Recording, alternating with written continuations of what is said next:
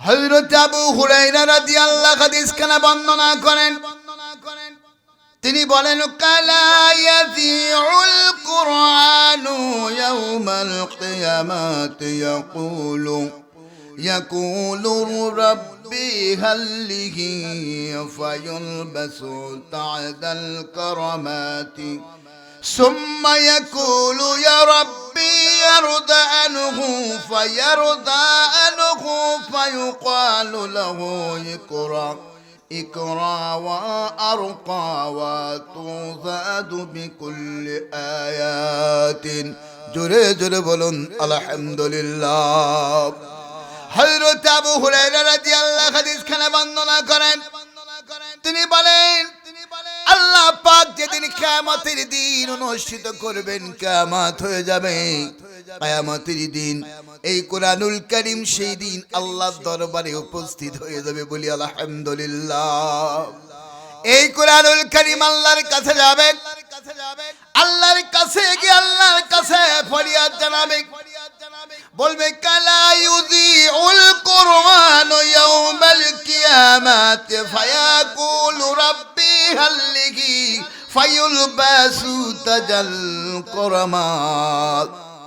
আল্লাহ রাব্বুল আলামিনের হাবিব বলেন কোরআনুল কারীম কিয়ামতের দিন আল্লাহকে বলবে, হে আমার প্রভু, হে আমার রব, যারা দুনিয়াতে আমার বাহক ছিল, আমাকে সম্মান করেছে, যা দিয়েছে, আমাকে তিলাওয়াত করেছে, আমাকে মন্থন করেছে, কোরআনের মাহফিলে গিয়া কোরআনুল কারীম শ্রবণ করেছে, আল্লাহ পাক তোমার কাছে ফরিয়াদ জানাই, আল্লাহ এই ব্যক্তিদেরকে, কোরআনের বাহকদেরকে তুমি তোমার পক্ষ থেকে অলংকার দ্বারা অলঙ্কিত করে দাও। বলবে কিয়ামতের দিনে আল্লাহকে বলবে, আল্লাহ কোরআন বলবে, আল্লাহ দুনিয়াতে যারা আমার ধারক বাহক ছিল, আমাকে তিলাওয়াত করেছে, আমাকে পড়েছে, বুঝামল করেছে, কোরআনের মাহফিলে গিয়া আমাকে শ্রবণ করেছে, এই কোরআন প্রেমিকদের জন্য তোমার কাছে আমি দাবি পেশ করছি, আল্লাহ তাদেরকে তুমি অলঙ্কিত করে দাও তাদের অলংকার দ্বারা। আল্লাহ রাসূল সাল্লাল্লাহু আলাইহি সাল্লাম বলেন, আল্লাহর হাবিব বলেন সুম্মা ইয়াকুলু রাব্বিল আরদা আনহু ফায়ারদা আনহু ফায়ুকালু লাহু ইকরা। আল্লাহ রাব্বুল আলামিন সঙ্গে সঙ্গে কোরআনের কথা মেনে নেবেন, আল্লাহ পাক তাকে সম্মান মর্যাদার মুকুট মাথায় পরিয়ে দিবেন, বলি আল্লাহু আকবার। মুকুট পরিয়ে দেওয়া হবে কোরআনের ধারক বাহকদেরকে। এরপরে আল্লাহ রাব্বুল আলামিন আবার বলেন, আল্লাহ রাব্বুল আলামিন এবার কোরআন আবার বলবে, আল্লাহ তার প্রতি তুমি সন্তুষ্ট হয়ে যাও। প্রশ্ন করা হোক, দাবি করা হবে আল্লাহর কাছে, কোরআন বলবে আল্লাহ ব্যক্তির জন্য তুমি সন্তুষ্ট হয়ে যাও। সঙ্গে সঙ্গে আল্লাহ পাক এই কোরআনের ধারক বাহকদের প্রতি সন্তুষ্ট হয়ে যাবেন, বলি আলহামদুলিল্লাহ। আল্লাহ যদি কিয়ামতের দিন আমাদের প্রতি সন্তুষ্ট থাকে, তাহলে কি আমাদের কোনো চিন্তা আছে নাকি? আমাদের কোনো চিন্তা আছে? আমাদের কি কোনো ভয় আছে? আল্লাহ রাব্বুল আলামিনের হাবিব বলেন, এরপরে আল্লাহ রাব্বুল আলামিন তার সম্মান দিয়ে দিবেন। আল্লাহ পাক সেই দিন বলবে, বান্দা দুনিয়াতে তুমি কোরআনুল কারীম তেলাওয়াত করেছো, আজকে তুমি কোরআনের আয়াত পড়ো। আল্লাহর হাবিব বলেন কোরআনের পাঠক, কোরআনের বাহক সেই দিন কোরআনের এক একটা করে আয়াত তেলাওয়াত করবে।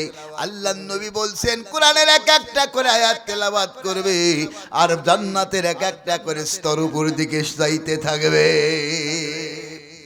এক একটা করে আয়াত পড়ার কারণে উপর দিকে থাকতে উঠতেই থাকবে। আল্লাহর হাবিব বলেন, আল্লাহর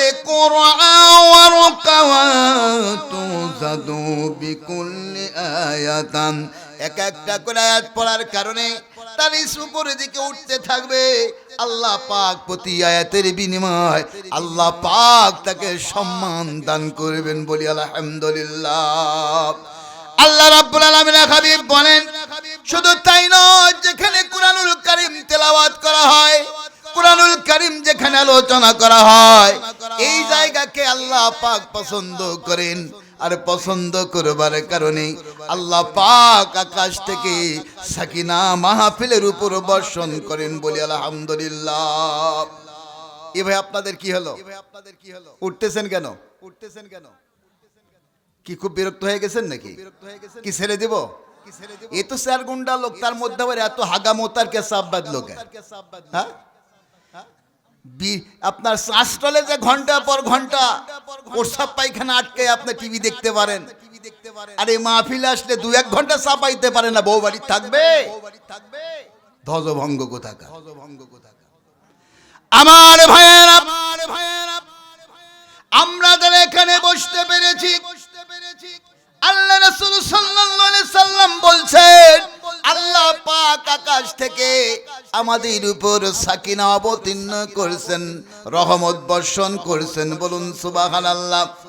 আল্লাহ আমাদের প্রতি তিনি আকাশ থেকে আমাদের জন্য আল্লাহ পাক শান্তি বর্ষণ করেন।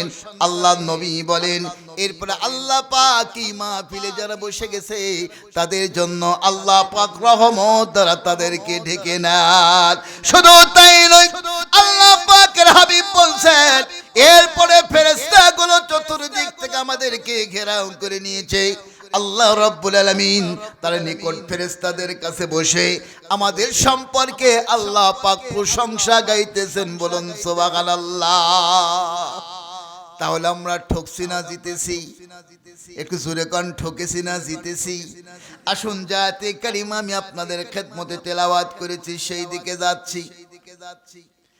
আল্লাহ রাব্বুল আলামিন কুরআনুল কারীম 14 নম্বর সূরা, সূরা ইব্রাহিম 27 নম্বর আয়াতে আল্লাহ রাব্বুল আলামিন বলছেন, ইউসাব্বিতুল্লাহুল্লাযীনা আমানু বিল কাউলিস সাবিতি ফিল হায়াতিদ দুনিয়া ওয়া ফিল আখিরাত ويذل الله الظالمين ويفعل الله ما يشاء। চিৎকার বলুন আল্লাহু আকবার। আমার ভাইয়েরা, আল্লাহ রাব্বুল আলামিন বলেন যে আমার 700 বাণীকে বিশ্বাস করেছে।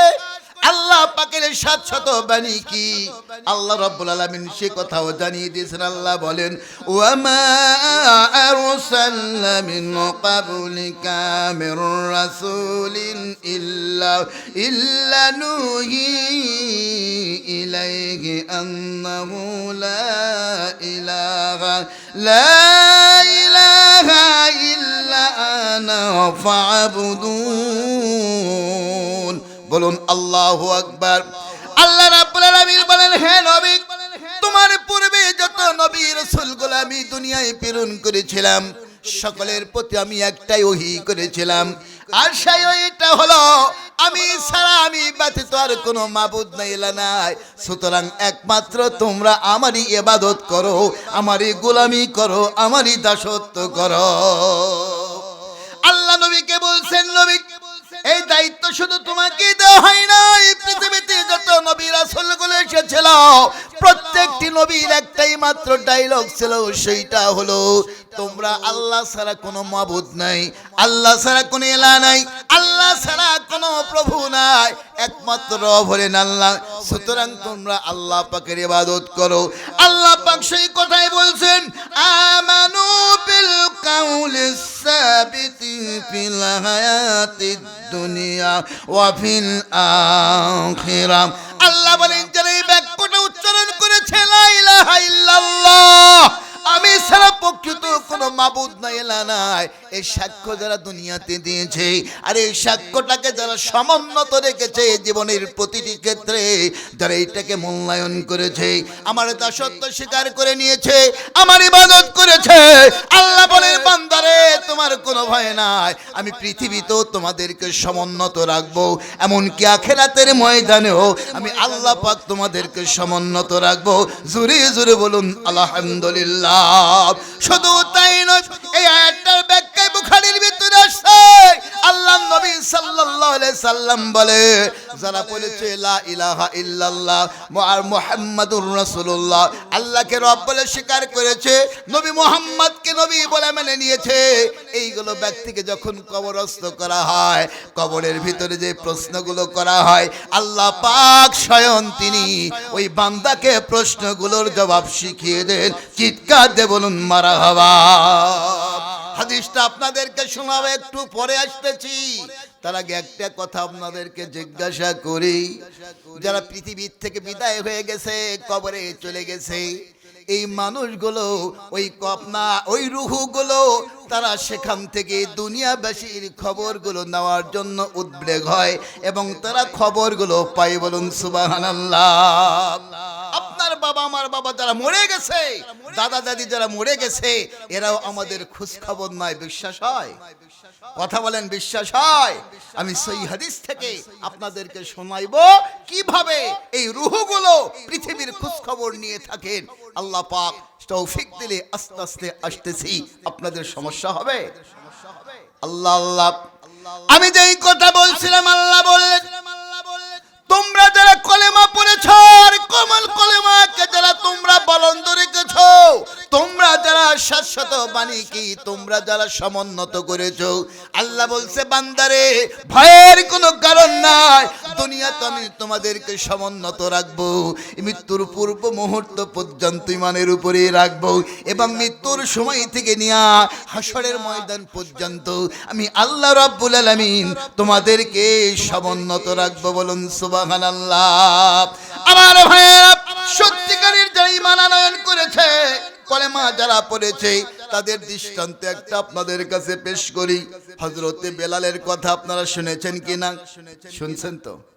হযরতে বেলাল হলো হাবশী গোলাম দাস, চেহারা ছিল একবারে কালো কুচকুচে। এই হযরতে বেলাল রাদিয়াল্লাহু ছিলেন হাবশী গোলাম। পিতার নাম ছিল রাবা। মাতাকে নিয়ে যখন তার বাবা মক্কা এসেছিল, বনি জুমা গোত্রের দূরপূর্বক তাদেরকে দাস বানিয়ে নেওয়া হয়। ওই বেলাল তার মা বাবার সঙ্গে যখন মক্কায় আসলো, বনি জুমা গোত্ররা জোর করে তাদেরকে দাস করে নিল, সেখানে দাসত্ব বরণ করতে হলো। আর হযরতে বেলাল উমাইয়া বিন খলফের দাস হয়ে গেল, কৃতদাস হয়ে গেল। উমাইয়া বিন খলফের কাছে হযরতে বেলালকে বিক্রয় করে হয়েছিল। হযরতে বেলাল যখন উমাইয়ার বাড়িতে এক নয় দুই নয় 28টা বছর ধরে যখন গোলামি করলো, দাসত্ব করলো, করবার পরে হযরতে বেলাল শুনতে পেল মুহাম্মদ সাল্লাল্লাহু আলাইহি ওয়াসাল্লাম তিনি দাওয়াত দিচ্ছেন কলেমার। তিনি বলছেন একমাত্র রব হলেন আল্লাহ, আর রবগুলো সব বাতিল হয়ে গেছে, আর মুহাম্মদ সাল্লাল্লাহু আলাইহি সাল্লাম তিনি হলেন নবী। এই বলে যখন দাওয়াত দিচ্ছিল, হযরতে বেলাল রাদিয়াল্লাহু শোনার সঙ্গে সঙ্গে তিনি চিন্তা করলেন, হযরতে মুহাম্মদুর রাসূলুল্লাহ সাল্লাল্লাহু আলাইহি সাল্লাম নবী হতেই পারে, কেন না তার যে সততা আর চরিত্র, এইরকম মানুষই নবী হতে পারে। বলুন সুবহানাল্লাহ। হযরতে বেলাল শোনার সঙ্গে সঙ্গে আল্লাহ নবীর কাছে গেলেন। যাওয়ার পরে আল্লাহ নবীর হাতে হাত দিয়া হযরতে বেলাল রাদিয়াল্লাহু তিনি ইসলাম কবুল করলেন, তিনি মুসলমান হয়ে গেলেন, ঈমানদার হয়ে গেলেন। হযরতে বেলালের পরে এসে তার মুনিবের দাসত্ব মেনে নিয়ে কাজ করতেছিল। বেলালের মুনিব উমাইয়ার কানে সংবাদ পৌঁছে গেল। উমাইয়াকে সংবাদ দেওয়া হলো বেলাল ইসলাম কবুল করেছে, মুহাম্মাদের আল্লাহকে আল্লাহ মেনেছে, মুহাম্মদকে নবী মেনেছে, ইসলামকে দ্বীন হিসাবে গ্রহণ করে নিয়েছে। উমাইয়ারে, যদি তোমার বেঈমানি বেলালকে এই মুহূর্তে যদি তাকে তুমি বন্ধ করতে না পারো, ধর্মস্রোত করতে না পারো, তাহলে তো আমাদের সর্বনাশ হয়ে যাবে। আমাদের শিল্পপতি হলে কি হবে? আমাদের নেতৃত্ব থাকবে না, আমাদের কোনো কার্যক্রম থাকবে না। এইবার হযরতে বেলালকে উমাইয়া ডাক দিয়ে বলতেছে, বেলাল রে, আমি শুনতে পেলাম তুমি নাকি ইসলাম কবুল করেছো। হযরতে বেলাল বলে, হ্যাঁ আমি ইসলাম কবুল করেছি, আল্লাহকে রব বলে স্বীকার করে নিয়েছি, আর মুহাম্মদকে নবী বলে স্বীকার করে নিয়েছি, আমার দ্বীনের নাম হলো ইসলাম। এবার উমাইয়া বলে, বেলাল রে, এখনো সময় আছে, ইসলামকে ছেড়ে দে, কলেমাকে বাদ দিয়ে দে, আমাদের দেব দেবতার পূজা করা শুরু করে দে। এইবার হযরত বেলাল বলল, কখনোই হতে পারে না, আমি আমার আল্লাহকে ছাড়তে পারবো না। আমি মুখে উচ্চারণ করেছি লা ইলাহা ইল্লাল্লাহ, অন্তরের ভিতরে গেঁথে নিয়েছি লা ইলাহা ইল্লাল্লাহ, আমার বাস্তব জীবনে প্রতিফলন ঘটাবো ইল্লাল্লাহ। আমার জীবন যদি চলে যায়, আমার বেলাল, আমার কোনো দুঃখ নেই, তবে আমার আল্লাহকে কখনোই ভুলতে পারবো না। চিৎকার দিয়ে বলুন সুবহানাল্লাহ। হযরত বেলাল, হযরত বেলালের কথা শুনবার পর উমাইয়া বলল, বেলাল যদি ইসলামকে ছেড়ে না দাও, তাহলে শুনে রাখো আগামী কাল থেকেই তোমার শনি দশা শুরু হবে। আমি উমাইয়াকে শাস্তি তোমারে দেব, কল্পনা করো নাই। এইবার সকালবেলা উমাইয়া বিন খালদ মক্কার দুষ্ট ছেলেদেরকে ডেকে আনলো। আনবার পরে তাদেরকে বলল, বেলালের গলায় রশি দাও, রশি দিয়ে চিৎ করে শোয়ানোর পর সমস্ত দিনটাকে মরুকা বাড়ি রাশির উপরে টানা হাসরা করো। সকালবেলা মক্কার দুষ্ট ছেলেরা হযরত বেলালকে নিয়ে বাড়ি থেকে বের হয়ে গেল। ওরা হযরত বেলালের গলায় রশি দিয়া টানতে টানতে সকাল থেকে সন্ধ্যা পর্যন্ত তার এমন করে টানা হাসরা করলো, উত্তপ্ত বালিকালা শির উপরে চিৎ করে শোয়াইলো। ঐতিহাসিকগণ বলেন, হযরত বেলালের শরীরে ওই আগুনায় আপনার রৌদ্রের তাপের কারণে, উত্তপ্ত বালির কারণে হযরত বেলালের শরীর থেকে চর্বিগুলো বের হয়ে যাচ্ছিল। সন্ধ্যার সময় বেলাল কানা হলো। বেলাল ঘুমাইয়া বলে, বেলাল রে, এখনো সময় আছে, তুই ইসলামকে ছেড়ে দে, আল্লাহকে বাদ দিয়া আমাদের দেবদেবতার দেবদেবীদেরকে পূজা কর, রব বলে গ্রহণ কর। হযরত বেলাল কথা বলতে পারে না, কখনো জ্ঞানে আসতেছে, আবার কখনো বেহুশ হয়ে যাচ্ছে। সারাদিন না খেয়ে রাখা শরীর, বেলালকে কিছু খাবার দেওয়া হয় না, পানি পান করতেও দেওয়া হয় নাই। হযরত বেলাল রাদিয়াল্লাহু যখন একটু করে হোশ আসে, জ্ঞান যখন ফিরে, একটি মাত্র বেলালের মুখ দিয়ে বের হয়, আহাদ আহাদ আহাদ, আমার রব হলেন একমাত্র আল্লাহ। চিৎকার দিয়ে বলুন আল্লাহু আকবার। হযরত বেলাল মনে করে থাকলো। পরদিন সকালবেলা হযরত বেলালকে আবার রিমান্ড শুরু হয়ে গেল। উমাইয়া বলছে, বেলাল কি সিদ্ধান্ত গ্রহণ করলা? ইসলামকে ছাড়বা না জীবন দিবা? হযরত বেলাল বলে, জীবন যদি চলে যায় আপত্তি নেই, কিন্তু আমি আমার আল্লাহকে ছাড়বো না, আল্লাহর দ্বীন ইসলামকে ছাড়বো না, নবী মুহাম্মদকেও ছাড়বো না। এইবার উমাইয়া বিন খালদ চড়া হয়ে বেলালের প্রতি নির্যাতন শুরু করলো। বেলালের শরীর দিয়ে চর্বিগুলো জোরে জোরে পড়ে যাচ্ছে। বেলাল কথা বলতে পারে না। বেলালকে যখন প্রশ্ন করা হয়, দিন ছাড়বা কিনা, আল্লাহকে ছাড়বা কিনা, বেলাল একটাই শুধু আকাশের দিকে শাহাদত আঙ্গুলিখানা তুলে দিয়া আস্তে আস্তে জবান দিয়ে একটাই কথা বের হয়, আহাদ আহাদ আহাদ। হযরত বেলালের শরীরে দুই রকমের বন্দনা পাওয়া যায়। এক বন্দনা এসেছে, হযরত বেলালের শরীরে লোহাকে গরম করে যখন উত্তপ্ত হয়, লাল যখন হয়ে যায় লোহার শলাকাটা, হযরত বেলালের শরীরের ভিতরে চাপ দিয়ে ধরা হয়, হযরত বেলালের শরীর থেকে চর্বিগুলো বের হয়ে আসে। আর এক বন্ধনে আসছে, কাঠের আঙ্গা তৈরি করা হয়, ওই কাঠের খণ্ডগুলো যখন কয়লা হয়, কয়লা যখন লাল ডগডগে হয়ে যায়, ওই লাল ডগডগে কয়লার উপরে বেলালকে শোয়ানো হয়। এইরকম নির্যাতন করা হচ্ছিল। হযরত আবু বকরের কানে শব্দ চলে গেল, সংবাদ যে বেলাল কেমন ভাবে উমাইয়া বিন খালদ নির্যাতন করতেছে। হযরত বেলালকে এবার রক্ষার জন্য, ক্রয়ের জন্য, উমাইয়ার হাত থেকে মুক্ত করার জন্য হযরত আবু বকর সিদ্দিক রাদিয়াল্লাহু আসলেন। আসার পরে দেখতেছেন এমন অবস্থা, হযরত আবু বকর উমাইয়াকে বলে, উমাইয়া তুমি কি বোকা হয়েছো? তোমার সম্মান রয়েছে, তুমি সমাজপতি, তুমি হলে শিল্পপতি মানুষ, সাধারণ একটা এই চাকরের উপর চাকরের উপরে যদি তুমি এমন চড়া হও, তাহলে তোমার ইজ্জত থাকে না, পাংচার হয়ে যায়। এইরকম ভাবে যখন গায়ে দিতে লাগলো, এবার উমাইয়া বলছে, বেলাল যদি এতই তোমার এই বেলালের প্রতি দরদ হয়, তাহলে বেলাল কি তুমি কিনে নিয়ে যাও। হযরতে বেলাল চাচ্ছিলেন কিনার কথাটাই, যখন বলল হযরতে আবু বকর বললেন, উমাইয়া বলো তুমি এই বেলালের দাম কত চাও?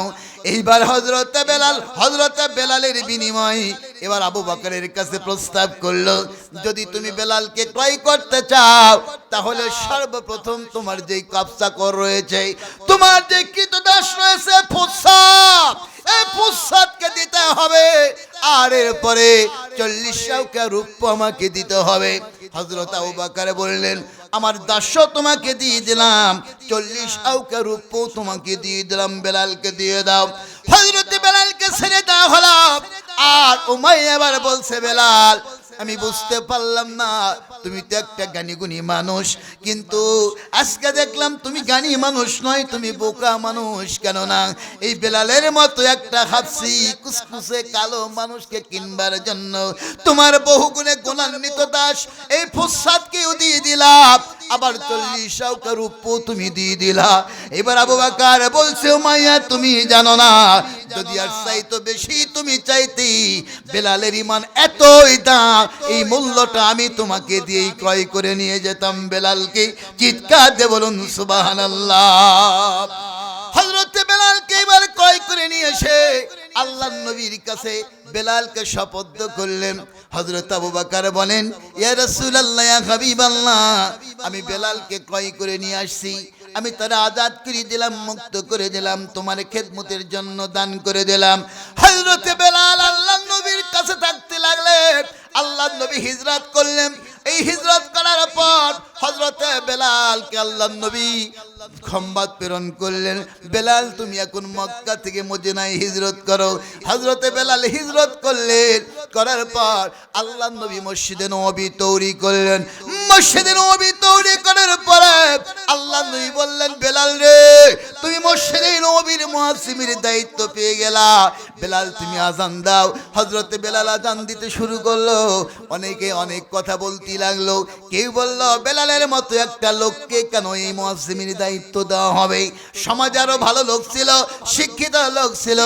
আল্লাহর নবী বললেন, হযরত বেলালের যে ঈমানের দাম, এই ঈমানের দামের কারণেই বেলালকে আজকে মসজিদে নববীর মুয়াজ্জিমি দিয়েছি।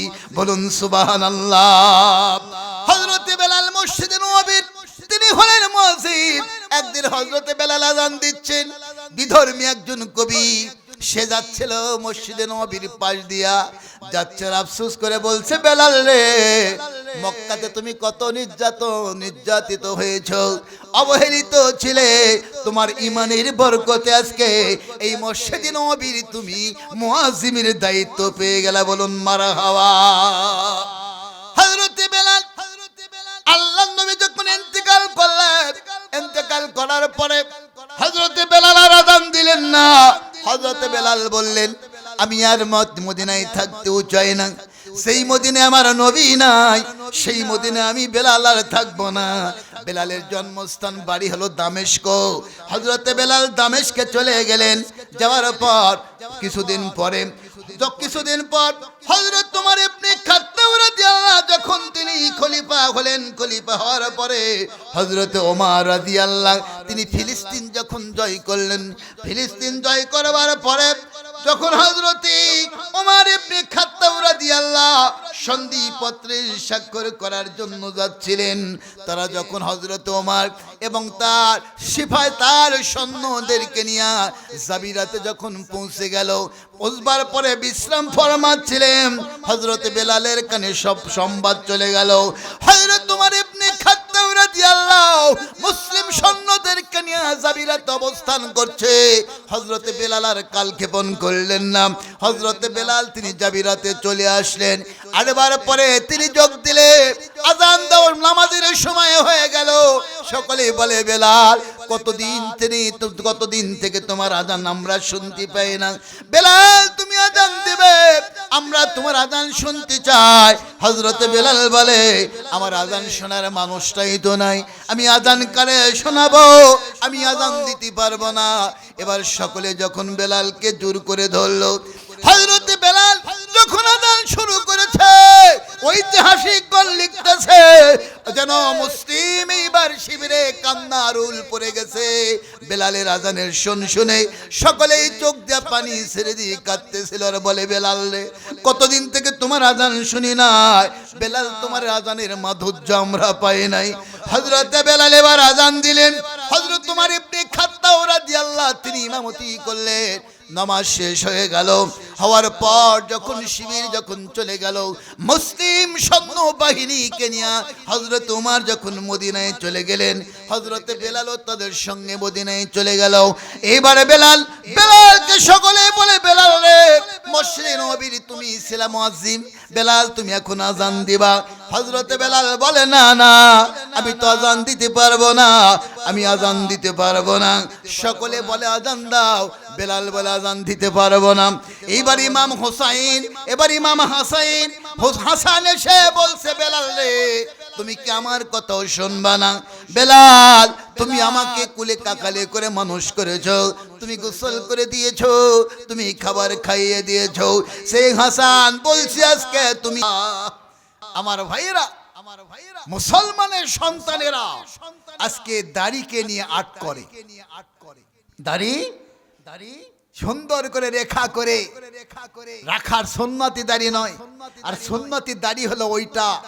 নবী বলেছেন, আল্লাহ পাকের পক্ষ থেকে আমাকে ইলহাম করা হয়েছে যে তোমার দাড়িকে লম্বা করো আর মুছটাকে খাটো করো।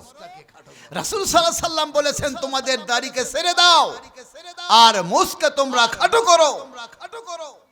কিছু কিছু ইস্তেহাদে এসেছে যে 4 ইঞ্চি অর্থাৎ মুঠু দিয়ে ধরার পর যেটা থাকে অবশিষ্টটা কাটা জায়েজ আছে, তবে না কাটাটা ভালো।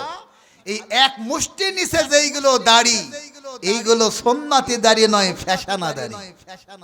এগুলো ফ্যাশন, রাসূলের সুন্নাতকে অবমাননা করা হয়। নবী বলেছেন যে তোমরা খ্রিস্টানদের, ইহুদিদের এদের সাদৃশ্য দাড়ি রাখিও না, এরা দাড়ি রাখতো ছোট ছোট করে, তোমরা এরকম দাড়ি রাখিও না।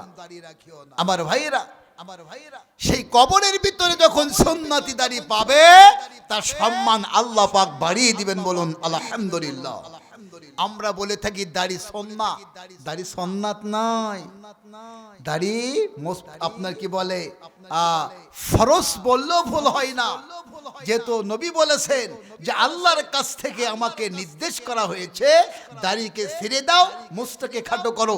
এই হাদিস থেকে দৃষ্টিকোণ থেকে আমরা আহলে হাদিসরা বলে থাকি যে এইটা হলো ফরজ, আর আহলে সুন্নাত ওয়াল জামাতের সর্বস্তরের আলেমদের অভিমত হলো এইটা হলো এমনই একটা সুন্নাতে মুআক্কাদা।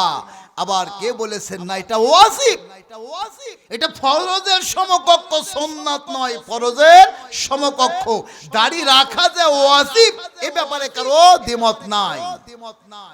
আর এই ওয়াজিবকে ছেড়ে দিলে গুনাহ হয়। কি গুনাহ হয়? কবিরা গুনাহ হয়।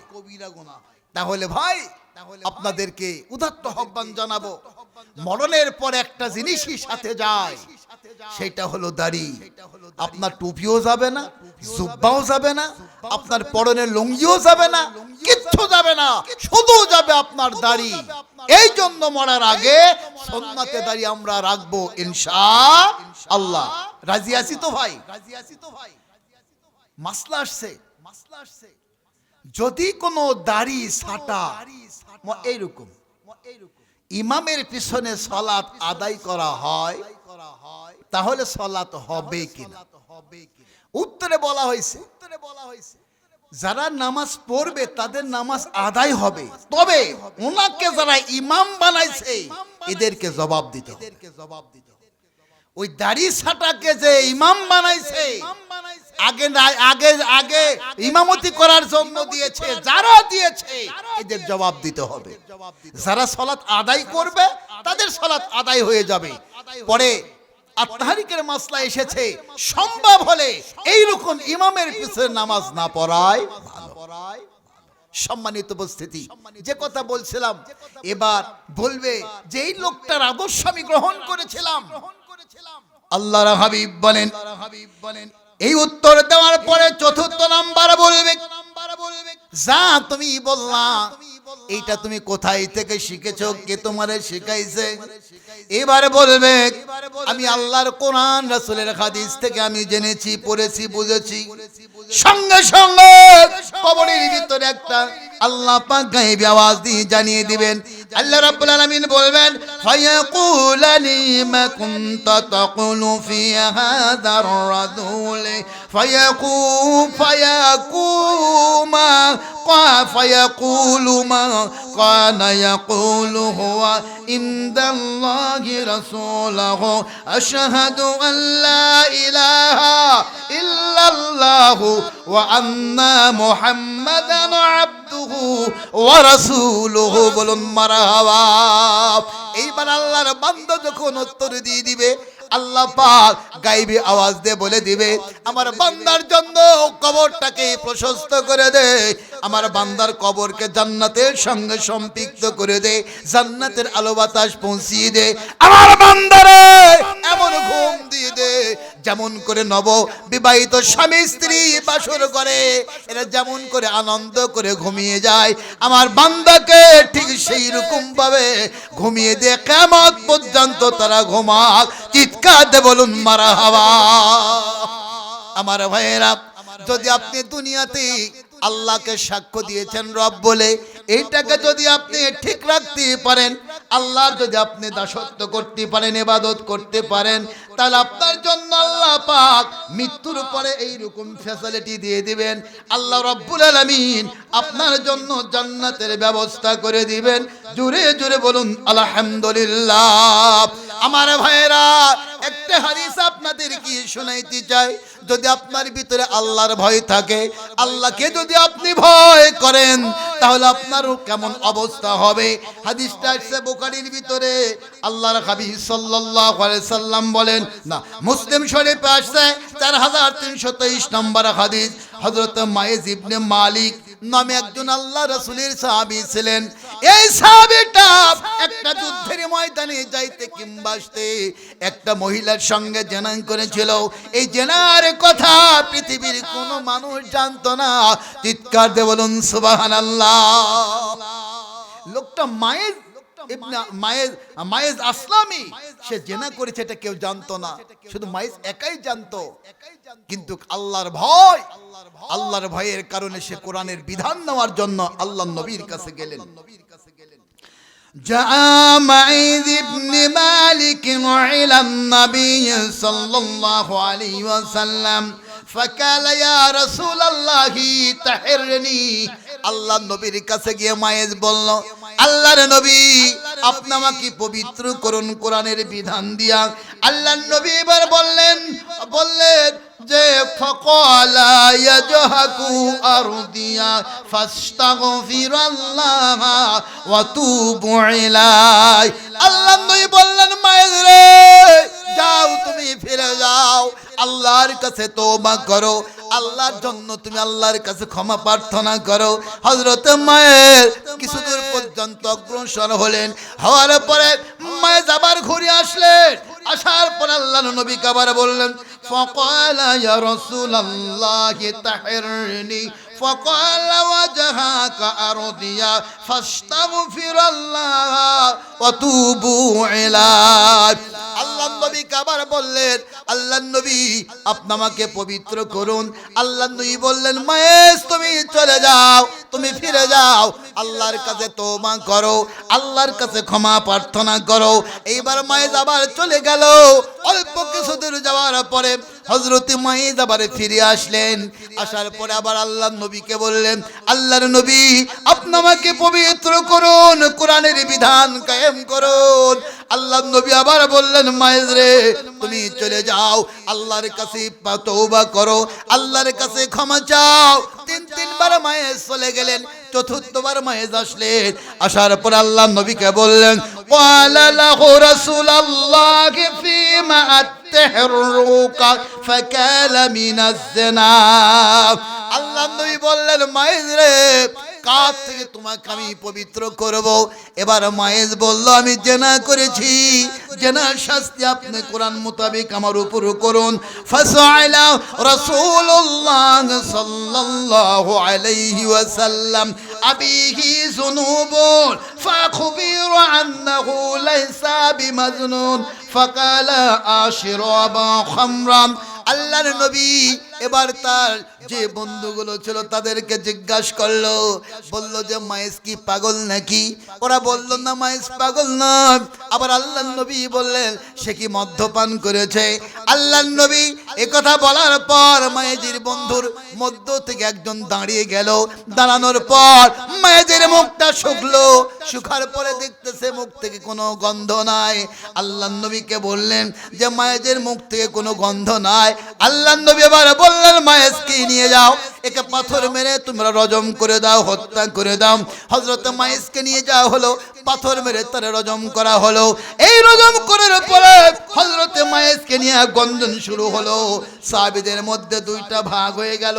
একদল বলতে লাগলো মায়ের কত বড় অপরাধী যে আল্লাহ রাসূল তাকে কোরআনের হক দ্বারা, কোরআনের বিধান দ্বারা তারে দুনিয়া থেকে বিদায় করে দিলেন। আর একদল বলল না না, মায়েদের বড় বড় মায়েদের বড় আল্লাহ ভীতি রয়েছে। আর এই জন্য হযরত মায়ের আল্লাহর নবী তারে ফিরে যেতে বলার পরেও সে ফিরে গেল না, কোরআনের হক সে নিল, নিজেকে দুনিয়া থেকে পাপ মুক্ত করে বিদায় নিয়েছে। বলুন সুবহানাল্লাহ। এইরকম ভাবে যখন কথোপকথন শুরু হলো, দুইটা দলে বিভক্ত হয়ে গেল। এইরকম ভাবে 2-3 দিন পর্যন্ত যখন আলোচনা চলল, আল্লাহর নবী আসলেন। আসার পরে আল্লাহর নবী জিজ্ঞেস করলেন তোমরা কি নিয়ে এরকম বিতর্ক করছো? বলে আমরা মায়েজকে এমন কথা বলছি।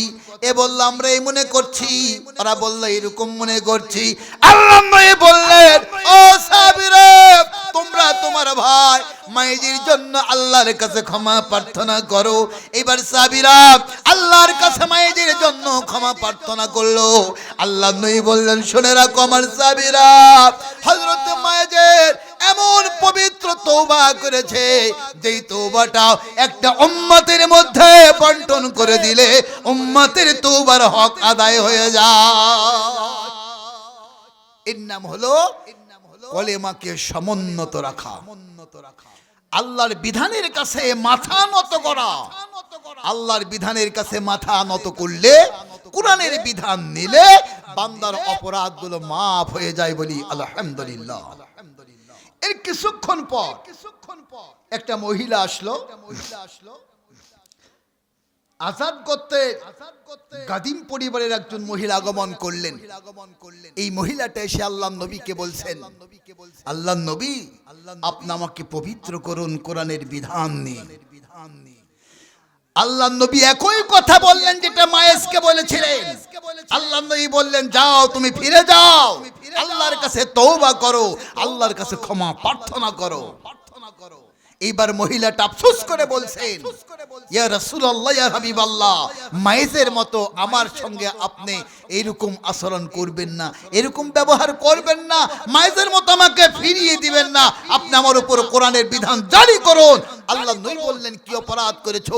মহিলা বলছে আমি জিনা করেছি, আমার পেটে এখন সন্তান, জেনার কারণে পেটে আমার সন্তান। আল্লাহ নবী বললেন যাও তুমি চলে যাও, তোমার সন্তান যখন প্রসব করবা তখন তুমি এসো, তোমার উপর কোরআনের বিধান জারি করা হবে। বলুন আল্লাহু আকবার। নবী বর্ণনা করেন এই মেয়েটা চলে গেল, সন্তান প্রসব করলো, ছোট্ট বাচ্চাকে কুলে নিয়ে আল্লাহর নবীর কাছে আসলেন।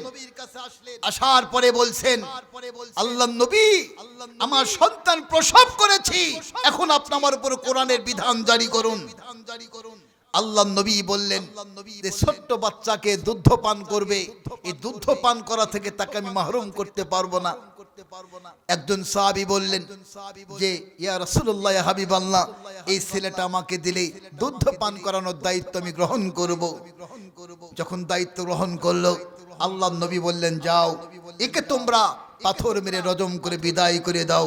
চিৎকার দিয়ে বলুন আল্লাহু আকবার। আমার ভাইয়েরা, আল্লাহ পাকের বিধানের কাছে মাথা যদি কেউ নত করে, আল্লাহর বিধানের কাছে যদি অবনত মস্তক করে, আরে বিধান যদি গ্রহণ করে, তাহলে আল্লাহ পাক বিধান গ্রহণ করার কারণে বান্দার জীবনের গুনাহগুলোকে মাফ করে দেন। আল্লাহ রাব্বুল আলামিন বান্দাদের জন্য কত ফ্যাসিলিটি দিয়েছেন। আল্লাহ রাব্বুল আলামিন আলামিন বলেন, বান্দা তোমরা অপরাধ করবা, অপরাধ করার পর আমার কাছে ক্ষমা চাইবা। কুল ইয়া ইবাদিয়াল্লাযীনা আশরাফু আলা আনফুসিহিম লা তাকনাতু মির রাহমাতিল্লাহ। বলুন আল্লাহু আকবার। আল্লাহ বলেন, নবী হে আপনি বলে দিন, আমার বান্দা বান্দিনীদেরকে বলে দিন, যারা ইসরাফ করেছে, যারা অন্যায় করেছে, যারা গুনাহ করেছে, করে করে জীবনটাকে নষ্ট করে ফেলাইছে, এই বান্দাগুলোকে বলো এরা যেন আমার রহমত থেকে নিরাশ না হয়। বান্দারা আমার কাছে ক্ষমা চাইলে আমি আল্লাহ রাব্বুল আলামিন ওর জীবনের গুনাহগুলোকে মাফ করে দেব। চিৎকার দিয়ে বলুন আল্লাহু আকবার। আমার ভাইয়েরা, আমি আপনাদের কাছে আরেকটা হাদিস শোনাইতে চাই। এইটা হলো উপরের সাইনবোর্ড দিয়ে কোনো কাজ করে লাভ হবে না। আমার দেশে দেখবেন অনেক লোক রয়েছে, দাড়ি মাশাআল্লাহ লম্বা আছে, টুপিও পরে, জুব্বাও পরে, মসজিদেও যায়, কিন্তু দেখবেন সুদের কারবারের সাথেও বাদ নাই। এরকম লোক আছে না? নামাজও পড়ে, হজও করে, সুদে কারবার করে, জন্মের মতো বিড়িও মারে, ছেলেদেরকে সম্পত্তি লিখে দিয়ে মেয়েদেরকে ফাঁকিও দিয়ে দেয়। এরকম আছে না? ওর লৌকিকতা আল্লাহর কাছে ধরা পড়বে, আর লৌকিকতা ধরা পড়লে সব বাইতুল্লাহ হয়ে যাবে। আমার ভাইয়েরা, আল্লাহ রাব্বুল আলামিন লৌকিকতা কি পছন্দ করেন না। আর লৌকিকতা আমলের নেকি কিয়ামতের দিনে আল্লাহ পাক দিবেন না। আবু হুরায়রা রাদিয়াল্লাহু বলেন, কিয়ামতের দিন আল্লাহ রাব্বুল আলামিন সর্বপ্রথম একজন শহীদ ব্যক্তিকে ডাক দিবেন, হিসাব নেওয়ার জন্য ডাক দিয়ে বলবেন, শহীদ রে, আমি তোমাকে এমন এমন নিয়ামতগুলো দিয়েছিলাম। আল্লাহ পাক নিয়ামতকে স্মরণ করিয়ে দিবেন, শহীদ ব্যক্তি স্মরণ করবে। আল্লাহ বলবে, শহীদ রে, এ বাবা কি হলো তোমাদের, কত কাউকা? আল্লাহ রাব্বুল আলামিন বলবে, শহীদ আমার নিয়ামতের জন্য তুমি কি করেছো, নিয়ামতের শুকরিয়া কেমনে আদায় করেছো?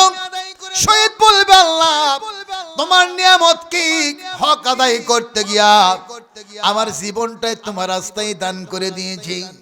আমি তোমার দিনকে বুলন্দ করার জন্য, দিনকে কায়েম করার জন্য আল্লাহ জীবনটা দিয়ে শহীদ হয়ে গেছি। আল্লাহ বলবে, শহীদ তুমি মিথ্যা কথা বললে, তুমি শহীদ হয়েছো ঠিক, কিন্তু তোমার অন্তরের ভিতরে তোমার নিয়াত ছিল যদি শহীদ হয়ে যায় মানুষ আমাকে শহীদ বলে ডাকবে।